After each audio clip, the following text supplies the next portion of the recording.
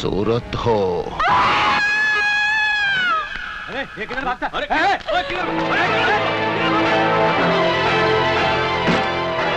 Sir, कल रात से मेरी बहन लापता है। वो ऑफिस से भी नहीं लौटी। सर, मेरे तो चारों तरफ अंधेरा सा छाया हुआ है। क्या तुम्हें किसी पे शक है? सर, इस शहर से इस तरह 18 लड़कियां गायब हो चुकी हैं। सब मुझे शक ही नहीं, यकीन है। ये सब कौन कर रहा है, क्यों कर रहा है? आप इस सब की डिटेल कल जागरण पेपर में पढ़ लीजिएगा।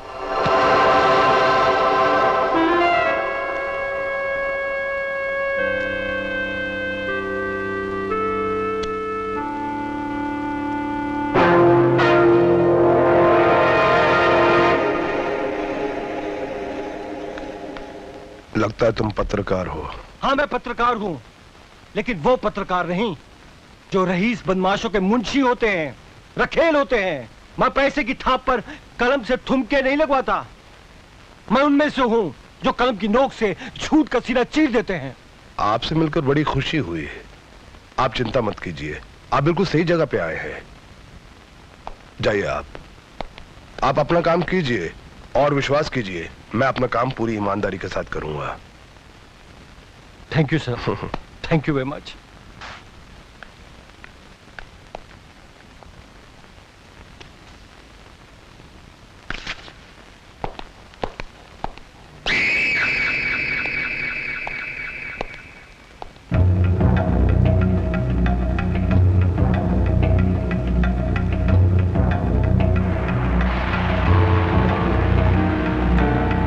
फिर तो उस पत्रकार ने धमकी भी दे दी थी कि उसे सब कुछ मालूम है।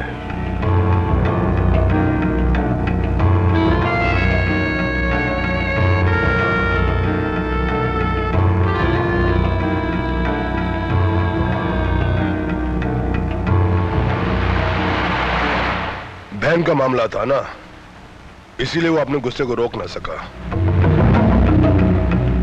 और वो अपनी मौत भी नहीं रोक पाएगा। Shut up!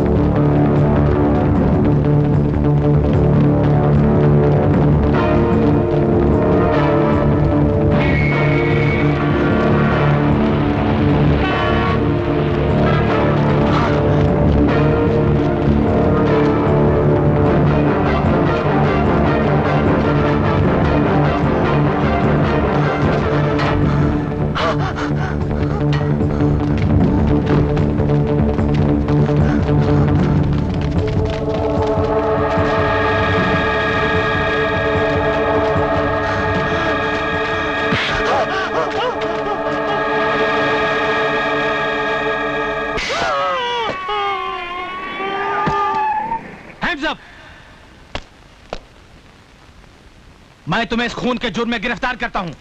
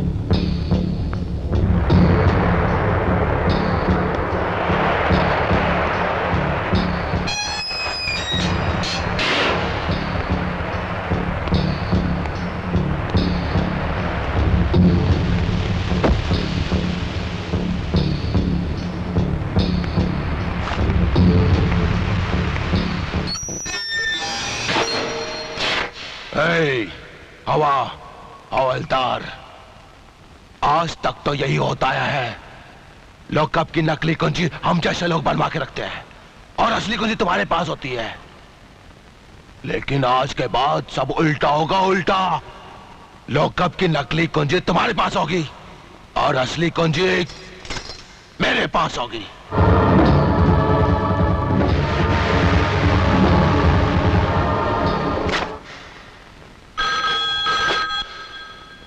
इंस्पेक्टर सिद्धांत हियर। सर, मैं हवलदार राम साखरे बोल रहा हूँ सर। बोलो। सर, कपाली यहाँ आया था, उसने इंस्पेक्टर शर्मा को बुरी तरीके से घायल कर दिया है सर। और सर, उसने उसको लॉकअप में बंद करके चाबी अपने साथ ले लिया है सर।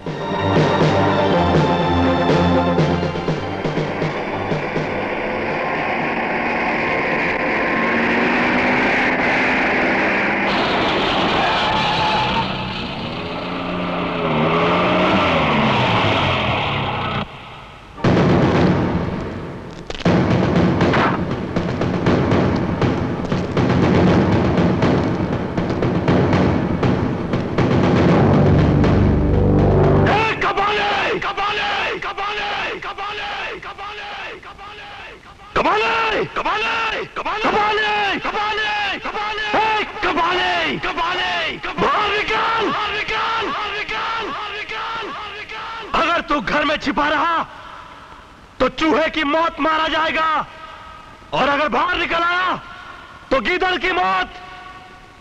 बोल, तुझे कौन सी मौत चाहिए?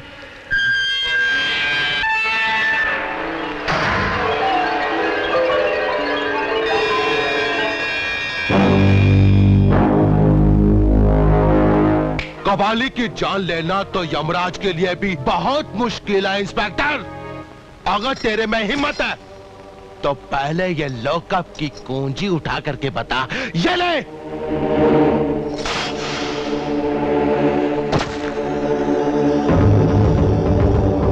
और ऐसे क्यों उतार रहे हो? क्या सरकार ने एक ही वर्दी दी है तुमको? मैं नहीं चाहता कि तुझ जैसे बीमार कुत्ते का खून मेरी ईमानदार वर्दी पर लगे। और मैं भी नहीं चाहता कि तेरे जैसे ट्रेंड कुत्ते का खून कपाली के इस बदन पर लगे। तेरा सारा खून निचोड़ कर यहीं बहा दूंगा, यहीं। मेरे नसों में खून के साथ साथ बारूद भी बहता है, और आज तुझे इस बारूद के धमाके भी सुनने पड़ेंगे।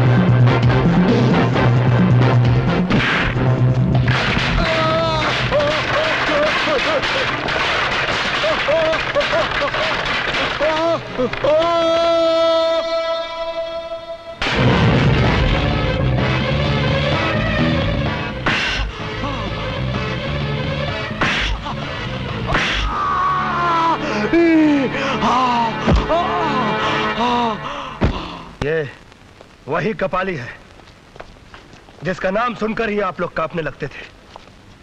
मगर गौर से देखिए, आज ये खुद कांपने के लायक नहीं बचा। लोग कहते हैं कि जब कोई चीज बांझ हो जाती है तो वो कुछ पैदा नहीं कर सकती।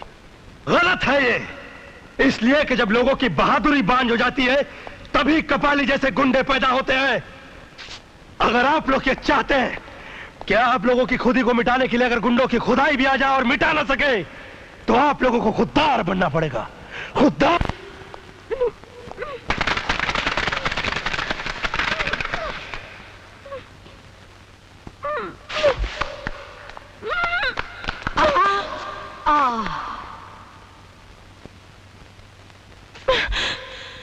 डार्लिंग, खूबसूरत लड़कियों में नजाकत और अच्छी लगती है, गुस्सा अच्छा नहीं लगता। तुम कौन हो? Baby doll.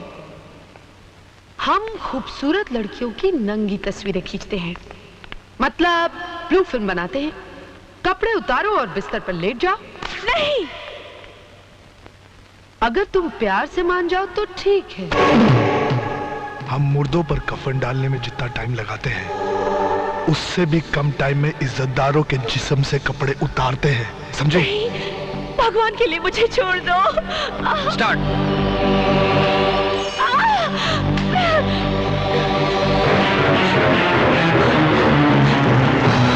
मुझे जाने दीजिए, भगवान के लिए मुझे जाने दीजिए।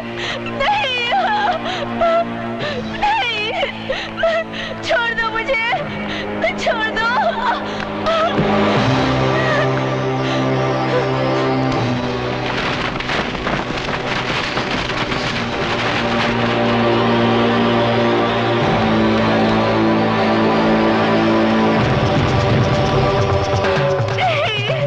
अरे यार कुछ मजा नहीं आ रहा है, पहले इसके कपड़े वपड़े फाड़। कमीने, कुत्ते, छोड़ दो मुझे।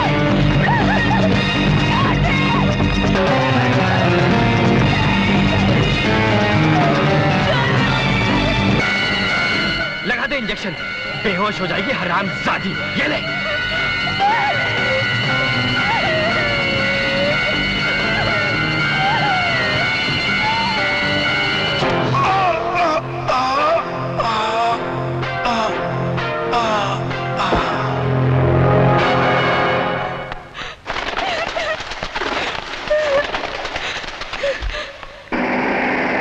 रुक जाइए, रुक जाइए। कुछ लोग जबरदस्ती मुझे स्टेज से उठा कर ले गए।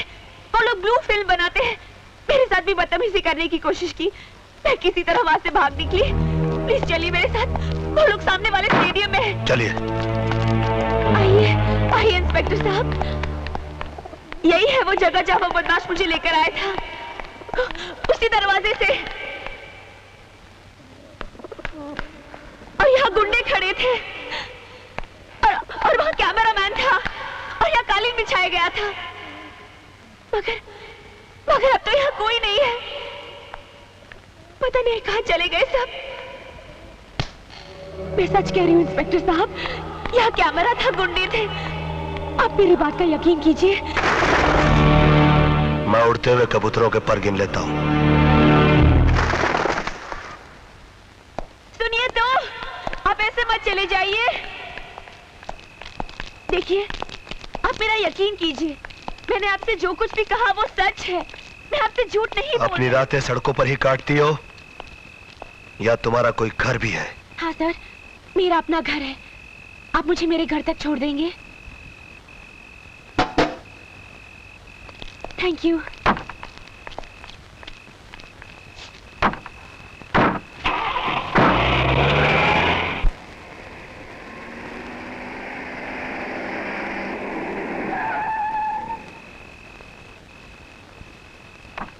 सर,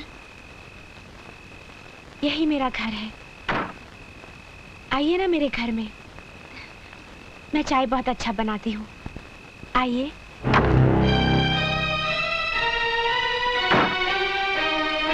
रात के सन्नाटे में अकेले मिलना, बदन पर इस तरह के तंग कपड़े, झूठे ड्रामे के सहारे किसी को अपने घर तक ले आना, और रात के 2 बजे घर के अंदर चलने की दावत देना। बोलो, अपने आप को कितने में बेचती हो? जी? तुम जैसी लड़कियों के साथ तो बहुत बुरा सलूक करना चाहिए, मगर मैं उनमें से हूं जो बाजार की गंदी नालियों की तरफ देखना भी पसंद नहीं करता। साहब, रुक जाओ। एहसान जताकर इधर मत जा, सुन ले मेरी बात। तुमको देखकर एक चीज तो समझ में आ गई कि हर वो चीज जो चमकती है वो सोना नहीं होती। अब मुझे देखकर एक चीज तुम भी समझ लो कि हर वो चीज जो काली होती है वो कीचड़ नहीं होती। ओ मानिया, सलीम, एल्बर्ट, पिंटू, कालिया, जल्दी बाहर आओ।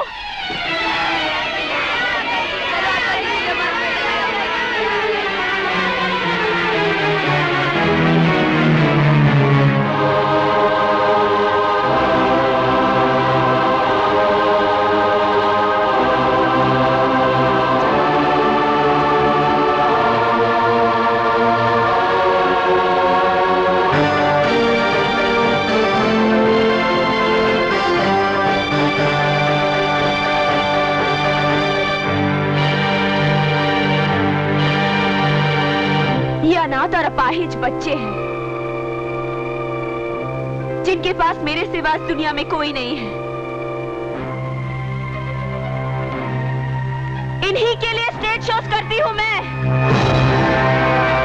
अब रहे मेरे कपड़ों की बात, मैं अपने टांगों का मांस इसलिए दिखाती हूं ताकि इन सैकड़ों टांगों पर मांस नजर आता रहे।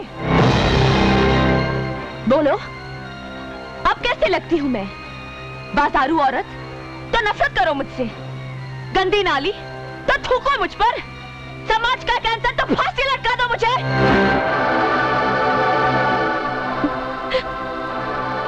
तुमने तो किसी न किसी औरत का दूध जरूर पिया होगा।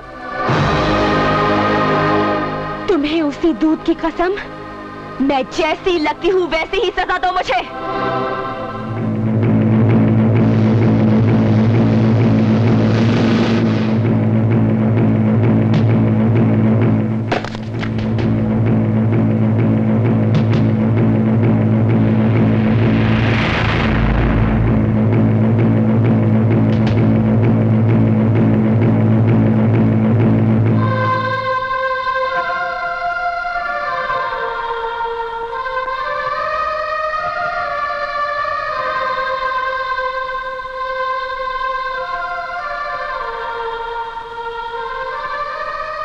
मैं पवित्र गीता को पहले इसी तरह माथे से लगाता हूं, फिर होठों से इज्जत देता हूं। लेकिन मैं, तुम में भी एक महाभारत है, तुम्हारे हर शब्द में क्रांति है। तुम भी पवित्र गीता की तरह हो, इसीलिए तुम्हारे साथ ये सलूक करना पड़ा।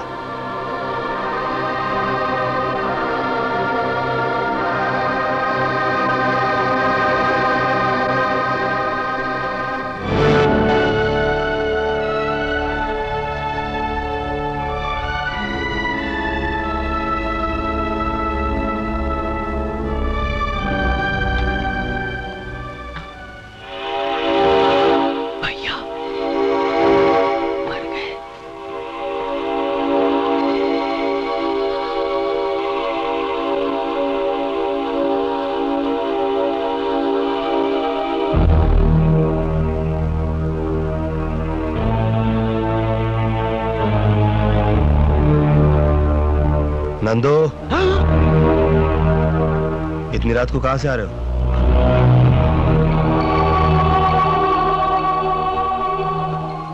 एक काम था, मैं काम कर रहा था भैया। देशभक्ति पर एक फिल्म बन रही है, मैं उसी की शूटिंग कर रहा था। ये तो अच्छी बात है, फिर इतना चोरी चोरी क्यों जा रहा था? वो बहुत रात हो गई थी ना भैया, इसलिए। देख, मेरी दो बातें याद रखना।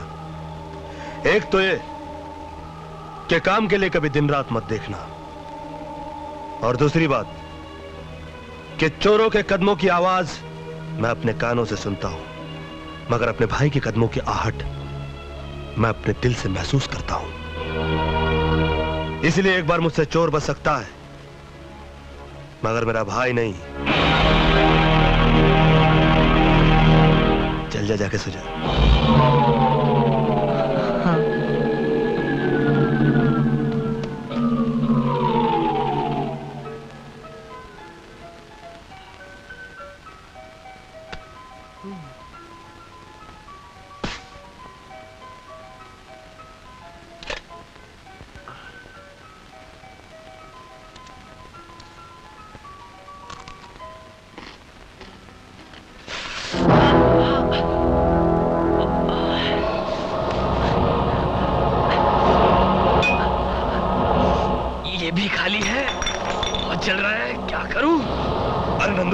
ये क्या हो गया तुझे? कुछ नहीं भैया, थोड़ा सा। थोड़ा सा? ये थोड़ा लग रहा तुझे?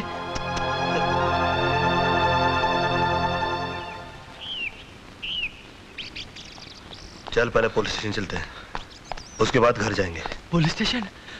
अरे नहीं भैया, आप ही जाओ ना। अरे तू तो एक आम आदमी की तरह पुलिस स्टेशन के नाम से घबराता है। तेरा भाई इंस्पेक्टर है। Now come on. अच्छा हुआ अपनी जीप से वो ऑटो रिक्शा वाला टकरा गया। फायदा अपना हुआ ना, उस रिक्शा वाले का पूरा रिक्शा डैमेज हो गया। अपनी जीप की तो सिर्फ कांच ही निकली है। अपना माल बनाते जाओ, कोई देखने वाला नहीं है। सब साले ऑफिसर यहाँ माल कमाने के चक्कर में है, अपन क्यों नहीं कमाए? कोई ना देवे उसको दो डालने का।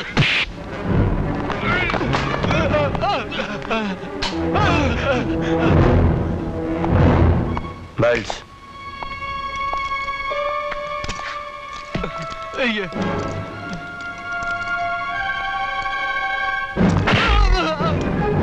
धुलाई उन्हीं कपड़ों की होती है जिन पर मैल लगा हो, समझे?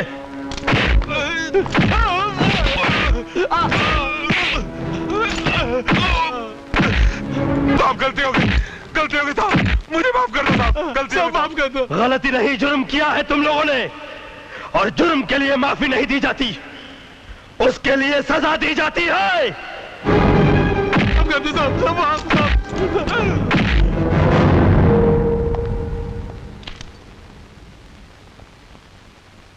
नंदू कहाँ चला गया? ओह, कॉलेज चला गया होगा। ये 11 बज गया, अभी तक सब इंस्पेक्टर वर्धन क्यों नहीं आए? सर वो हमेशा लेट ही आते हैं।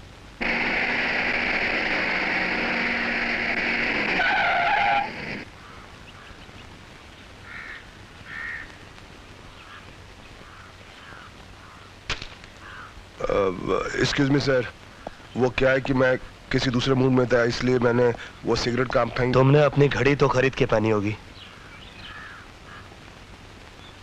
जी? इसकी कीमत जानते हो? जी। तुम घड़ी की कीमत तो जानते हो, मगर वक्त की कीमत नहीं जानते। ओह, वो क्या सर, कल नींद नहीं आई और कुछ सुस्ती सी भी आ रही थी, इसलिए दारू कुछ ज्यादा पी गया। मिस्टर आदर्शवर्धन, तुम्हें इस बात का कोई हक नहीं पहुंचता कि पुलिस की फर्ज की गंगा जो कि कानून की गंगोत्री से निकलती है, उसे तुम अपनी गंदी आदतों के गटर में डाल दो। सर, मैं भी एक पुलिस ऑफिसर हूं। आप कमरे के अंदर भी मुझे यह भाषण दे सकते थे। यह भाषण नहीं, यह मेरी वार्निंग है मिस्टर आदर्शवर्धन। और मेरी वार्निंग तुम्हारे सिगरेट केस के ऊपर लिखी हुई वार्निंग की तरह नहीं, जिसे तुम भूलकर सिगरेट के कष्ट लगाया करते हो। मेरी वार्निंग कानून की किताब के उस फुल स्टॉप की तरह है जिसके बाद कुछ भी करने या सोचने की जगह नहीं बचती। जाओ।